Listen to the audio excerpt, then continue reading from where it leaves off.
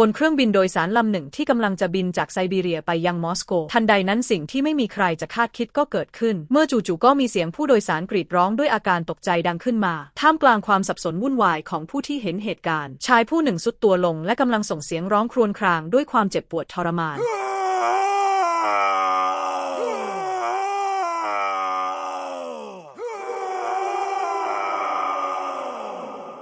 และชายคนนี้ก็คืออเล็กเซย์ นาวัลนีนี่คือชื่อของชายที่เป็นผู้นำทางจิตวิญญาณชายผู้เป็นนักต่อสู้ชายผู้เป็นสัญลักษณ์แห่งการเรียกร้องเพื่อให้เกิดการเปลี่ยนแปลงในรัสเซียชายผู้ที่กล้าเผชิญหน้ากับวลาดิมีร์ ปูตินและเขาก็กำลังท้าทายอำนาจเผด็จการและนี่คือภาพยนตร์สารคดีที่น่าตื่นเต้นและเข้มข้นเกี่ยวกับชีวิตของอเล็กเซย์ นาวัลนีนักการเมืองฝ่ายค้านของรัสเซียผู้กลายเป็นหนึ่งในบุคคลที่มีอิทธิพลมากที่สุดในการต่อต้านรัฐบาลของประธานาธิบดีวลาดิมีร์ ปูตินด้วยความเป็นผู้นำและความกล้าหาญที่ไม่ยอมแพ้ต่ออำนาจที่เขาเชื่อว่าทุจริตและไม่เป็นธรรมอเล็กเซย์ นาวัลนีได้รับความนิยมและการสนับสนุนจากประชาชนที่ต้องการเห็นการเปลี่ยนแปลงทางการเมืองในรัสเซียภาพยนตร์สารคดีเรื่องนี้รวบรวมเกี่ยวกับชีวิตและงานของอเล็กเซย์ นาวัลนีตั้งแต่การเป็นนักกฎหมายจนถึงการเป็นผู้นำในการประท้วงต่อต้านรัฐบาลนอกจากนี้ยังเน้นถึงการใช้สื่อสังคมออนไลน์ที่อเล็กเซย์ นาวัลนีใช้เพื่อต่อต้านรัฐบาลซึ่งส่งผลให้เขาได้รับการสนับสนุนจากคนรุ่นใหม่อย่างมากในช่วงแรกของภาพยนตร์เราจะได้เห็นการเดินทางของอเล็กเซย์ นาวัลนีในการสร้างฐานอำนาจของตนเองในรัสเซียทั้งในด้านการเป็นนักกิจกรรมการตั้งองค์กรต่อต้านคอร์รัปชันและการลงสมัครเลือกตั้งเพื่อท้าทายอำนาจของวลาดิมีร์ ปูตินด้วยพลังความเชื่อมั่นและความมุ่งมั่นของเขาทำให้เขาเป็นที่รู้จักและเป็นที่ชื่นชอบในหมู่ประชาชนที่ผิดหวังในรัฐบาลจนนำมาถึงเหตุการณ์ที่เกือบฆ่าชีวิตของเขาไปในปี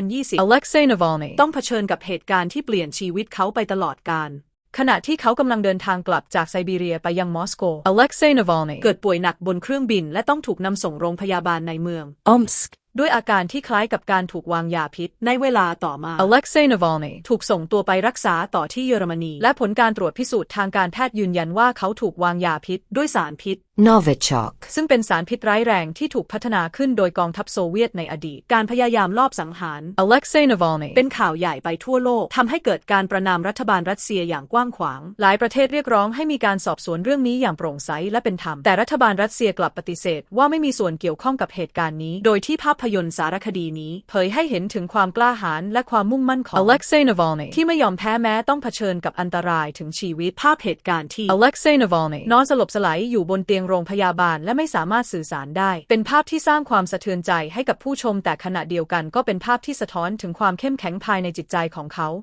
หลังจากที่นักบินนำเครื่องลงจอดฉุกเฉินอเล็กเซย์ นาวัลนีถูกนำตัวส่งไปยังโรงพยาบาลท้องถิ่นแต่ภรรยาของเขาและผู้สนับสนุนใกล้ชิดไม่เชื่อมั่นในคุณภาพการรักษาของโรงพยาบาลในเมืองนั้นและเกรงว่าเขาอาจไม่ได้รับการดูแลในด้านการรักษาความปลอดภัยหรือแย่กว่านั้นอาจมีการส่งคนมาลอบสังหารเขาอีกเยอรมนีจึงเสนอที่จะรับตัวเขาไปรักษาที่โรงพยาบาลในกรุงเบอร์ลินเนื่องจากที่นั่นมีความสามารถทางการแพทย์ที่สูงกว่าและมีระบบรักษาความปลอดภัยที่ดีกว่าการที่เยอรมนียื่นมือมาช่วยในครั้งนี้เป็นการส่งสัญญาณถึงการปฏิเสธการใช้กำลังในลักษณะนี้และยืนยันถึงสิทธิของผู้ที่ตกเป็นเป้าหมายทางการเมืองในการได้รับการปกป้องและการดูแลรักษาอย่างเหมาะสมรัฐบาลเยอรมนีและชาติตะวันตกอื่นๆมองว่าการลอบวางยาพิษเป็นเรื่องทางการเมืองการโจมตีต่อนักการเมืองฝ่ายค้านที่ได้รับการยอมรับในระดับนานาชาติเป็นเรื่องที่ไม่อาจยอมรับได้และด้วยเรื่องของการสนับสนุนสิทธิมนุษยชนและเสรีภาพซึ่งเยอรมนีเป็นหนึ่งในประเทศที่สนับสนุนสิทธิมนุษยชนและเสรีภาพทางการเมืองการที่ต้องช่วยเหลืออเล็กเซย์ นาวัลนีในครั้งนี้เยอรมนีแสดงให้เห็นถึงความยึดมั่นในหลักการเหล่านี้และการสนับสนุนประชาชนรัสเซียที่ต้องการเห็นการเปลี่ยนแปลงทางการเมืองและการต่อสู้กับการทุจริตคอร์รัปชัน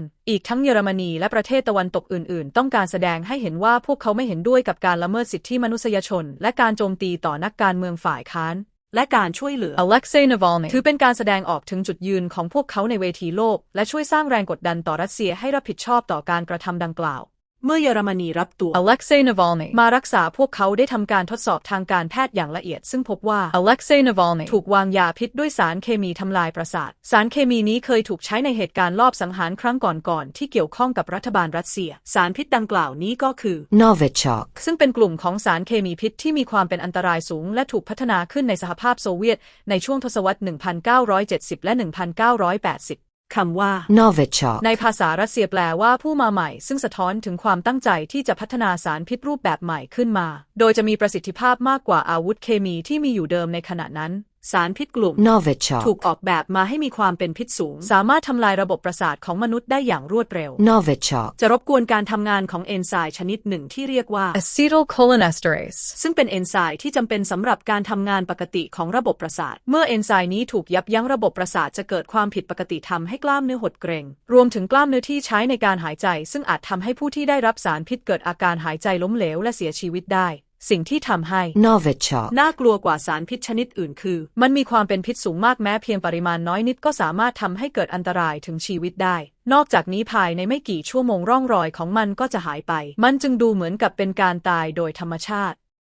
หลังจากที่ Alexei Navalny ฟื้นจากอาการป่วยเขาและทีมงานของเขาได้ทำการสืบสวนเหตุการณ์ที่เกิดขึ้นด้วยความช่วยเหลือจากนักสืบสวนอิสระและองค์กรสื่อระดับนานาชาติ Alexei Navalny สามารถระบุตัวผู้ต้องสงสัยที่มีส่วนร่วมในการวางยาพิษเขาได้ Alexei Navalny และทีมงานของเขาสืบสวนเหตุการณ์ลอบวางยาพิษด้วยวิธีการที่ละเอียดและชาญฉลาดโดยใช้เทคนิคการสืบสวนที่ผสมผสานระหว่างการวิเคราะห์ข้อมูลและการใช้เครื่องมือทางเทคโนโลยีและการแทรกซึมข้อมูลเชิงลึกจากแหล่งต่างๆโดยสามารถสรุปขั้นตอนได้ดังนี้ 1.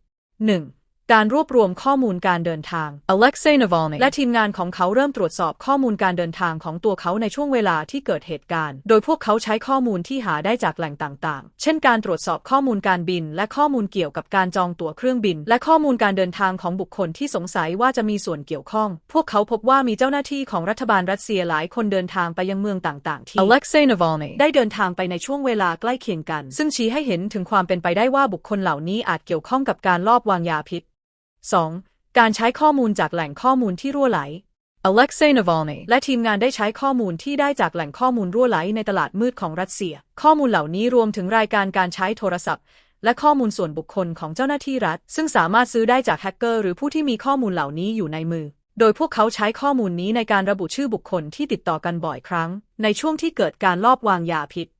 3. การทำงานร่วมกับ Bellingcat และองค์กรสืบสวนอื่นๆAlexei Navalny ได้ร่วมมือกับ Bellingcat ซึ่งเป็นองค์กรสืบสวนอิสระที่มีความเชี่ยวชาญในการสืบสวนโดยใช้แหล่งข้อมูลเปิด Open Source Intelligence และสื่ออื่นๆ เช่น The Insider และ CNN. ในการสืบหาตัวผู้ต้องสงสัยโดย Bellingcat ได้ช่วยวิเคราะห์ข้อมูลจากหลายแหล่งเช่นข้อมูลโทรศัพท์การจองโรงแรมและข้อมูลทางการแพทย์เพื่อเชื่อมโยงข้อมูลเหล่านี้กับบุคคลที่น่าจะมีส่วนเกี่ยวข้องกับการวางยาพิษ 4. การระบุทีมวางยาพิษจากการสืบสวนดังกล่าวทีมงานของ Alexei Navalny สามารถระบุทีมเจ้าหน้าที่จาก FSB. ซึ่งก็คือหน่วยงานความมั่นคงของรัสเซียที่น่าจะมีส่วนเกี่ยวข้องกับการลอบวางยาพิษทีมนี้ประกอบด้วยผู้เชี่ยวชาญด้านเคมีและแพทย์ที่มีความรู้เฉพาะทางในการใช้สารพิษอย่าง Novichok. ซึ่งได้มีการติดตาม Alexei Navalny ในช่วงหลายเดือนก่อนที่จะเกิดเหตุการณ์ 5. การแซงเป็นเจ้าหน้าที่ระดับสูงเพื่อหลอกเอาข้อมูลในส่วนนี้ถือเป็นไฮไลท์ของการสืบสวนทั้งหมด Alexei Navalny ได้ทำการโทรศัพท์ไปยังหนึ่งในสมาชิกทีมวางยาพิษโดยแซงทำตัวเป็นเจ้าหน้าที่ระดับสูงของรัฐบาลที่กำลังทำการสอบสวนเหตุการณ์วางยาพิษ Alexei Navalny สามารถหลอกให้บุคคลนี้เปิดเผยรายละเอียดเกี่ยวกับการวางยาพิษรวมถึงวิธีที่พวกเขาป้ายสารพิษลงบนเสื้อผ้าของเขาในบทสนทนานั้นผู้ต้องสงสัยยอมรับว่าเป็นผู้ที่รับผิดชอบในการวางยาพิษและเปิดเผยรายละเอียดต่างๆของปฏิบัติการลอบสังหารนี่เป็นหลักฐานสำคัญที่ยืนยันความเกี่ยวข้องของรัฐบาลรัสเซียในเหตุการณ์นี้จากหลักฐานชิ้นนี้ทำให้รัฐบาลรัสเซียตกอยู่ในสถานการณ์ที่ลำบากยิ่งขึ้น 6. การเปิดเผยแผนการทั้งหมดต่อสาธารณะหลังจากที่รวบรวมหลักฐานได้แล้ว Alexei Navalny และทีมงานได้จัดทำวิดีโอและรายงานการสืบสวนเพื่อนำเสนอให้ประชาชนทั่วโลกได้รับรู้โดยเผยแพร่ผ่านสื่อสังคมออนไลน์และสื่อข่าวต่างประเทศข้อมูลเหล่านี้ทำให้ทั่วโลกรับรู้ถึงการกระทำของรัฐบาลรัสเซียและสร้างแรงกดดันทางการเมืองอย่างมหาศาลการสืบสวนของ Alexei Navalny ยังเป็นการส่งสัญญาณถึงรัฐบาลรัสเซียว่าเขาจะไม่ยอมแพ้และจะต่อสู้ต่อไปหลังจากพักฟื้นและสืบสวนเหตุการณ์วางยาพิษ Alexei Navalny ก็ตัดสินใจกลับมารัสเซียแม้จะรู้ว่าการกลับมาครั้งนี้อาจทำให้เขาถูกจับกุมหรือถูกโจมตีอีกครั้งการตัดสินใจของเขาเป็นการแสดงให้เห็นถึงความกล้าหาญและความมุ่งมั่นที่ไม่ยอมแพ้เขาเชื่อว่าเป็นหน้าที่ของตนที่จะต้องอยู่เคียงข้างประชาชนชาวรัสเซียและต่อสู้เพื่อสิทธิเสรีภาพของพวกเขา เมื่อเครื่องบินของ Alexei Navalny ลงจอดที่สนามบินในมอสโกเจ้าหน้าที่ตำรวจได้เข้าจับกุมเขาทันทีด้วยข้อกล่าวหาว่าเขาละเมิดเงื่อนไขในคดีเก่าที่ศาลตัดสินให้มีการรอลงอาญาไว้ Alexei Navalny ถูกส่งตัวไปยังศาลที่จัดตั้งขึ้นอย่างเร่งด่วนในสถานีตำรวจซึ่งมีการพิจารณาคดีและตัดสินจำคุกเขาในทันทีซึ่งการจับกุม Alexei Navalny ทำให้เกิดกระแสการประท้วงใหญ่ทั่วรัสเซียผู้สนับสนุนของเขาออกมารวมตัวกันบนท้องถนนเรียกร้องให้ปล่อยตัวเขาและแสดงความไม่พอใจต่อการใช้กฎหมายในทางที่ไม่เป็นธรรมของรัฐบาลรัสเซียนอกจากนี้สื่อทั่วโลกยังรายงานข่าวการจับกุมและการประท้วงอย่างกว้างขวางทำให้ประเด็นนี้กลายเป็นเรื่องราวระดับสากลภาพยนตร์ได้สะท้อนให้เห็นถึงความศรัทธาที่ประชาชนมีต่อ Alexei Navalny การที่ผู้คนจำนวนมากออกมาประท้วงและสนับสนุนเขาเป็นเครื่องพิสูจน์ว่าการต่อสู้ของเขาได้สร้างแรงบันดาลใจและเขาก็เป็นที่รักของประชาชนจริงๆแม้ว่ารัฐบาลจะพยายามกดดันเขาและผู้สนับสนุนให้ยอมแพ้ก็ตามเมื่อถูกคุมขังในเรือนจำ Alexei Navalny ยังคงมีความมุ่งมั่นที่ไม่สิ้นสุดเขาไม่หยุดการต่อสู้เขาใช้ชีวิตในคุกเป็นเวทีใหม่ในการสื่อสารกับโลกภายนอกเขาเขียนจดหมายและส่งข้อความถึงผู้สนับสนุนผ่านทนายความและครอบครัวข้อความเหล่านี้ถูกเผยแพร่ในสื่อสังคมออนไลน์และได้รับความสนใจจากสาธารณชนทั่วโลกเขาเล่าถึงความอายุติธรรมที่เขาและนักโทษการเมืองคนอื่นๆต้องเผชิญและเรียกร้องให้ประชาชนยังคงต่อสู้เพื่อความยุติธรรมในภาพยนตร์เราจะเห็นการเผชิญหน้ากับความยากลำบากในชีวิตของเขาในคุกการถูกขังเดี่ยวการถูกละเมิดสิทธิมนุษยชนและการถูกปฏิเสธการเข้าถึงการรักษาพยาบาลที่เหมาะสมทั้งหมดนี้เป็นส่วนหนึ่งของความพยายามของรัฐบาลรัสเซียในการทำลายจิตใจและร่างกายของเขาแต่ถึงแม้จะเผชิญกับสภาพแวดล้อมที่โหดร้าย Alexei Navalny ก็ไม่ยอมจำนนเขายังคงยืนหยัดและต่อสู้เพื่อสิทธิของตนเองและเพื่อนร่วมชาติต่อไปความกล้าหาญและความมุ่งมั่นของเขาไม่เพียงแต่ได้รับการสนับสนุนจากประชาชนในรัสเซียเท่านั้นแต่ยังได้รับการสนับสนุนจากนานาชาติรัฐบาลและองค์กรสิทธิมนุษยชนทั่วโลกเรียกร้องให้ปล่อยตัวเขาและประณามการกระทำของรัฐบาลรัสเซียที่ริดรอนสิทธิเสรีภาพของเขาหลายประเทศได้กำหนดมาตรการคว่ำบาตรต่อรัสเซียเพื่อตอบโต้การจับกุมเขารวมถึงการต่อต้านการละเมิดสิทธิมนุษยชนที่เกิดขึ้นในรัสเซียภาพยนตร์นำเสนอภาพของการสนับสนุนจากชุมชนโลกที่เรียกร้องให้มีการเปลี่ยนแปลงทางการเมืองในรัสเซียและการเรียกร้องให้ประชาคมโลกไม่ละทิ้งการต่อสู้เพื่อสิทธิมนุษยชน Alexei Navalny ถูกมองว่าเป็นสัญลักษณ์ของการต่อต้านความอายุติธรรมและการต่อสู้ของเขาเป็นแรงบันดาลใจให้ผู้คนทั่วโลกที่ต้องการเห็นการเปลี่ยนแปลงในประเทศของตนเองในฉากสุดท้ายของภาพยนตร์ผู้ชมจะได้เห็นผลกระทบที่เกิดขึ้นจากการจับกุม Alexei Navalny ซึ่งอาจกลายเป็นเหตุการณ์ที่เปลี่ยนโฉมหน้าของการเมืองรัสเซียไปเลยก็ได้เพราะการที่ประชาชนรัสเซียจำนวนมากออกมาประท้วงและแสดงการสนับสนุนเขาเป็นสัญญาณว่าในสังคมมีความต้องการการเปลี่ยนแปลงอย่างแท้จริงแม้ว่าจะยังไม่มีความชัดเจนว่าสถานการณ์ทางการเมืองในรัสเซียจะเปลี่ยนแปลงไปอย่างไรในอนาคตแต่ภาพยนตร์เรื่องนี้ก็แสดงให้เห็นว่าการต่อสู้เพื่อความยุติธรรมไม่เคยสูญเปล่าความกล้าหาญและความมุ่งมั่นของ Alexei Navalny ได้สร้างแรงกระเพื่อมที่อาจนำไปสู่การเปลี่ยนแปลงในอนาคตของรัสเซียและเป็นแรงบันดาลใจให้ผู้คนทั่วโลกที่ต้องการต่อสู้เพื่อสิทธิเสรีภาพและความยุติธรรมเพื่อให้เกิดขึ้นในสังคมและในประเทศของตนเองและนี่คือเรื่องราวของการต่อสู้ที่ไม่รู้จักคำว่ายอมแพ้เรื่องราวของชายที่เลือกเดินบนเส้นทางแห่งความเสี่ยงเพื่อสิทธิเสรีภาพเรื่องราวของชายที่มีชื่อว่า Alexei Navalny Alexei ถ้าคุณถูกจับและถูกจำคุกหรือเกิดเรื่องไม่คาดคิดหรือแม้แต่คุณถูกฆ่าคุณจะทิ้งข้อความอะไรไว้ให้กับชาวรัสเซียข้อความของผมมันเรียบง่ายมากวิธีเดียวที่ความชั่วร้ายจะได้รับชัยชนะก็คือการที่คนดีไม่ทำอะไรเลยเพราะฉะนั้นจงอย่านิ่งเฉยภาพยนตร์เรื่องนี้ฉายรอบปฐมทัศน์เมื่อวันที่ 25 มกราคม ปี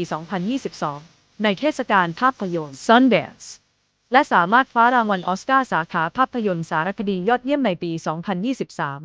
2023 กำกับภาพยนตร์โดย Daniel Roher Alexei Navalny เสียชีวิตในวัย 47 ปีเมื่อวันที่ 15 กุมภาพันธ์ ปี 2024 หลังหมดสติในเรือนจำท่ามกลางความกังขาของผู้นำชาติตะวันตกที่ต่างก็เรียกร้องให้ปูตินออกมารับผิดชอบและนี่คือเรื่องราวดีๆที่เราได้ดูและอยากนำมาเล่าให้ทุกคนได้ฟังขอบคุณที่รับชมคลิปของเราถ้าคุณชอบคลิปนี้